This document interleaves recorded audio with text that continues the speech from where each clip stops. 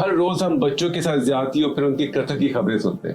کبھی کبھی میں سوچتا ہوں کہ جس ملک میں ہر دوسرا شخص اپنے آپ کو حاجی اور عاشق رسول صلی اللہ علیہ وسلم کہتا ہے، وہاں اتنے سنگین گناہوں کا کوئی سوچ بھی کیسے سکتا ہے؟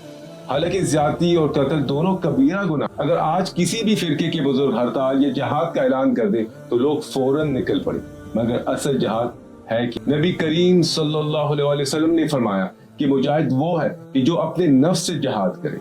ہم اکثر قانون کی بالادستی کی بات کرتے ہیں، لیکن اگر قانون مزید سخت ہو بھی جائے تب بھی جرم ختم نہیں ہوں۔ کیا مغربی ممالک میں قتل، ریپ، چوریاں نہیں ہوتی؟ کیا وہاں قانون سخت نہیں ہے؟ ہمارا معاشرہ اس وقت بہتر ہوگا جب ہم اپنے نفس پر قابو پا لیں۔ آج سوشل میڈیا نے ہماری نفسانی خواہشات کو اس حد تک بڑھا دیا کہ ہر شخص کسی نہ کسی گناہ میں مبتلا ہے۔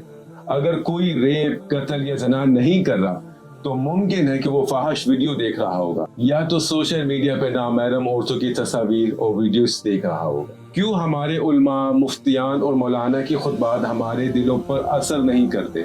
کیوں ہمارے دلوں میں خوف خدا نہیں ہے؟ جو شخص اپنے نفس کے خلاف جہاد نہیں کر سکتا وہ دوسروں کے خلاف جہاد کیسے کرے گا؟